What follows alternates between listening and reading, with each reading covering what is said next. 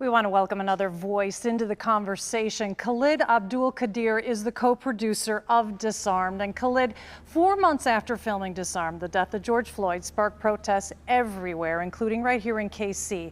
Do you still believe the people and the police can find that common ground? I do. I never think that it's too late to have the discussion. No matter how difficult the discussion may be, it's never too late. And actually, considering how difficult times are, I think that if there's a process or an apparatus that gives people an incentive to have the conversation, I think that people are ready to have that discussion. I guess I have a really different take on what needs to happen as the community. I represent the faith community. I am the director of an organization that has some 24 congregations in Kansas City, Missouri as members, Jewish and Christian.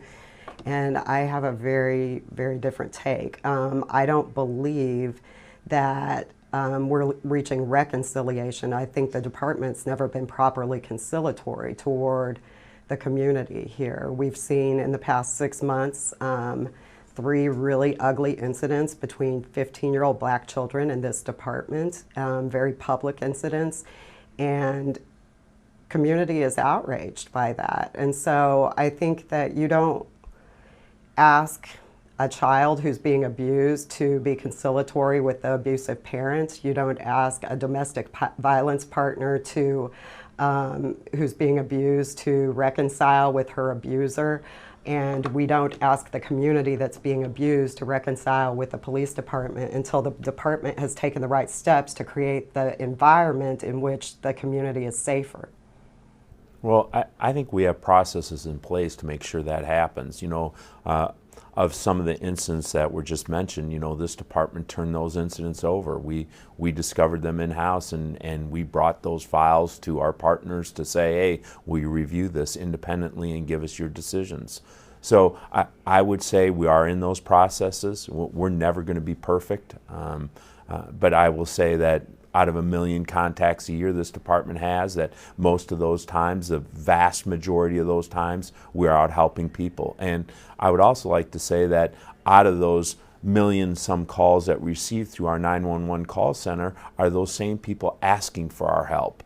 So I would say back to the point being made earlier that we are needed just as much as the community is needed. We just have to find that common ground. A few different things that I think are important for us to understand. We will all be in this together for some time. And one of the, I think, tragedies of our current political moment is that things are so divisive. Sometimes our leaders are, sometimes there are others.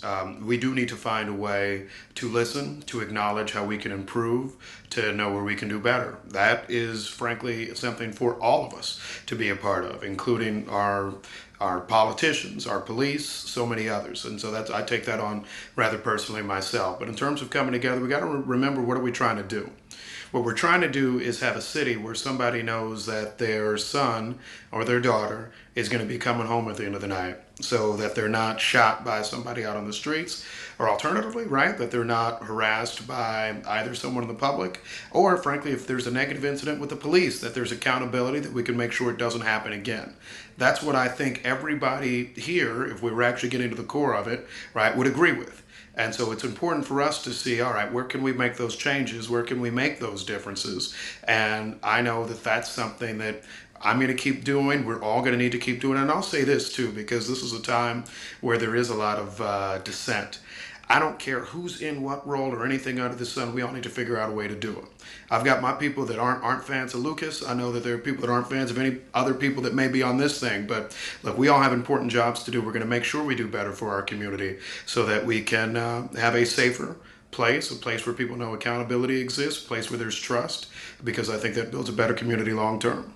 All right. Well, I want to continue this conversation with a look at the current state of Black Kansas City. It's a report from the Urban League that will put a lot of what we're talking about into perspective. That's coming up next.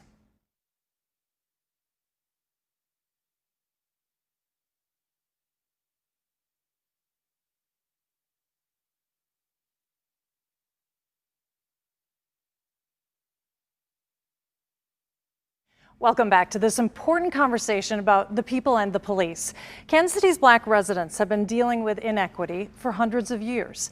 The State of Black KC report from the Urban League is full of statistics that are startling for many white people to hear. As Matt Evans shows us, these are underlying socioeconomic conditions that can contribute to instances of police brutality. It's part of the reason protesters are demanding change.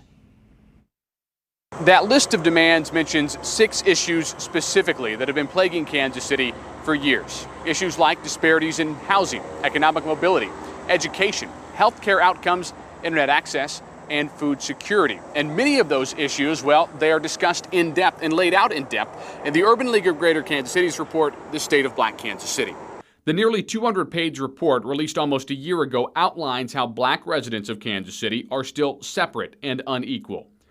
According to data gathered in the report, there is a wide economic gap, with the median household income for black households only 54% of white households, and the median net worth of households show an even greater disparity, with black households being worth only 10% compared to their white counterparts. The report also shows a substantial issue in healthcare, with black Kansas Cityans' life expectancies nearly 5 years less than whites, partially contributed to the fact that blacks are less likely to have health insurance than their white counterparts. Education issues are outlined in depth, showing that black students in Kansas City are performing worse than whites in the region, and white students are twice as likely as black students to obtain a bachelor's degree.